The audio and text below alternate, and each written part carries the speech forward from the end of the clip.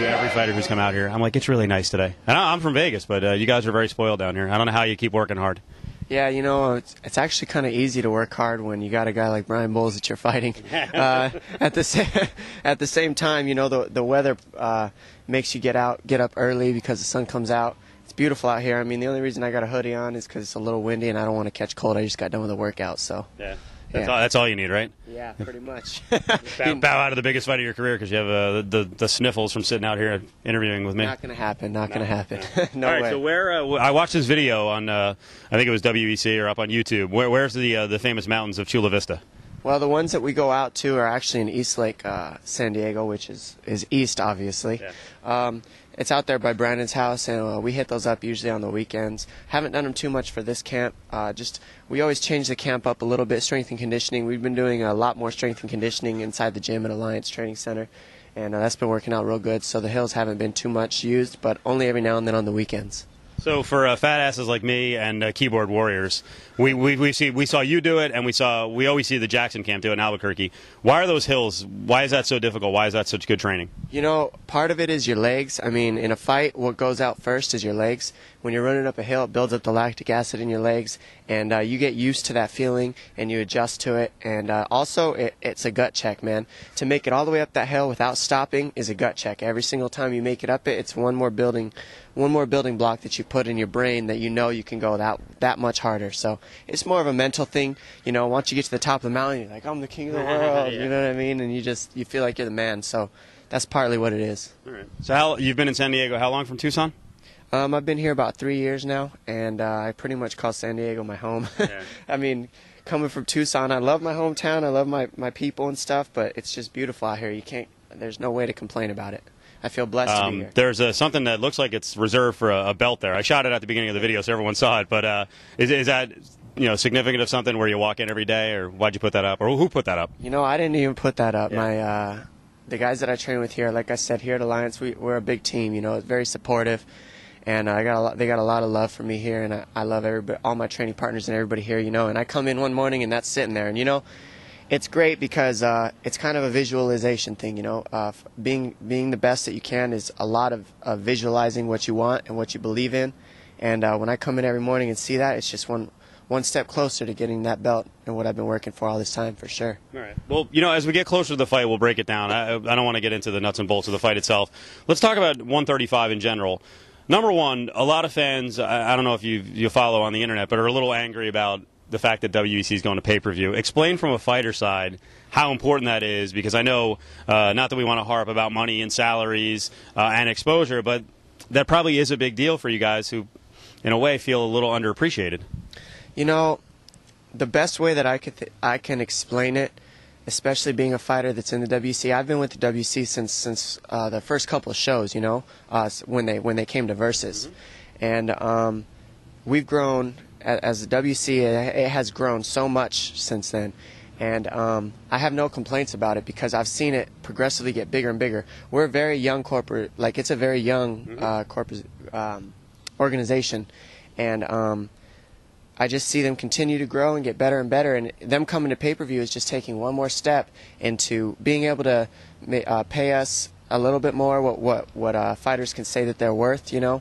And when the UFC started, they weren't making nothing either. None of the fighters weren't making too much money, you know. And I'm not saying we don't make nothing, but it's going to continue to get better, and I have no complaints about it. Reed Harris hates when I bring this up, but now you guys do have a case because. And I say this to the radio listeners and people on the internet all the time, and the guys on the internet know this and the fans know this, but 35 and 45, and even up to 55, you know, traditionally in boxing, those have been great areas, and those guys make big money. Manny Pacquiao and Floyd Mayweather, if they ever fight, make huge money. So it's just this weird scenario where MMA developed at the higher weights, and you guys just haven't had a chance to share in it. But, you know, being a young guy, I think you're in a decent position. I'm in a decent position, definitely. I mean, like I said, I can't complain because I'm making more money from the WC than I've made ever in my past fights, and the only reason that I'm able to do that is because the WEC exists. So you're not going to hear me complain, man, because they're doing the best they can for me, and I'm doing the best I can for the WC. I'm going to continue to do so. And, you know, with boxing, you can't really compare boxing to MMA. MMA has been around not even a quarter of the time is boxing. They've had time to adjust and grow and get bigger and bigger and get fans and make that money. And you know what? I'm a firm believer that with patience and hard work, that will come to us too. You and I talked yesterday about Bowles and Torres and kind of how this, all this mix works together. So you're slipping in there before their rematch. So I think the WEC is hoping, hey, Bowles is going to have the title after this, and Torres is going to go for the title. I don't know if you've seen this, but Torres has actually said if you win, he really doesn't want to fight you. He wants to fight Bowles. That's fine, man. You know what I mean? I don't take that personally, not one bit, because I understand where Torres is coming from. I understand exactly where he's coming from. And, I got a lot of respect for Torres. He was a champion for 2 or 3 fights before he lost. And for him to want to get that back from Bowles, completely understand that. He wants to fight. If he needs to fight me, we're going to end up matching up sooner or later. Right. It's needless to say.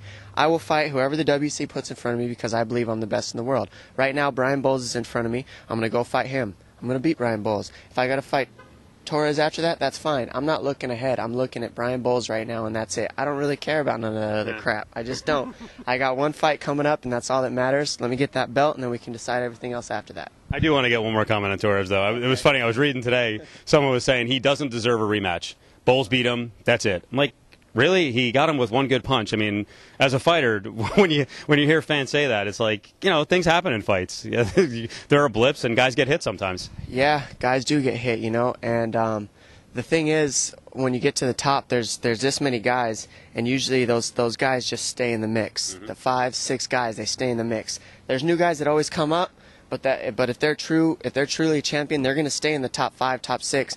And you've seen Matt Hughes and Matt Serra fight. You've seen St. Pierre fight rematch. Yep. Hughes fight Hughes again. Why? Because Hughes stayed in the top long enough for St. Pierre to get another rematch with him. I'm positive that sooner or later Torres is going to get his redemption, get his chance to get it back. Again, he's just going to keep fighting. All of us are just going to keep fighting. We'll run into each other whenever. And really, if we're real fighters, we don't care who we run into when we run into them. It's just going to happen, and we'll scrap them. All right. Well, the other mark of a real fighter is having a good Twitter account. And I got to tell you, I like the name on your Twitter account. You got to ramp it up, man. Come on. You must have more free time. Well, I'm looking this morning. I'm like, what is this? You've done 51 tweets. Yeah. What do you have, a life? Come on, get up there on Twitter. It's interesting that you say that. I'm on Facebook more than I am Twitter, and my Facebook I use like twice as much, and I should use the Twitter more, but it's just like, man, I don't know, just tweeting. It's like tweeting, whatever the heck. What's the word for it? I don't even know, man. It's just how much I use it. I do need to use it more and step it up, but it's like, really, what am I going to tweet? All right, I wake up in the morning, I eat breakfast, I come train. Hey, I'm done training again. Now I'm going to go eat again, I'm going to rest, and I'll come back and train again. It's the same thing over and over every single day. That's what guys do, though. You can take pictures of your food. Yeah, that's good. You can only do that. I've done that about 40 out of 51 tweets. I know you have. Yeah, I saw the churros down in Tucson. They look delicious. Those churros keep me going. That's how I keep my physique. Oh, is that right? Yeah. The all churro diet? Yeah, people don't understand, man. I eat whatever I want. I just chillin', man. You work off what you eat. That's the way I look at it. All right. No stories from the gas lamp. Nothing. No Chula Vista adventures. No Tijuana adventures. Nothing. Nothing. When I'm in camp, it's camp. One person's in my mind. That's it. Sometimes it's a good thing. Sometimes it's a bad thing. Usually, it makes me win. Maybe that's why I'm winning so much. All right.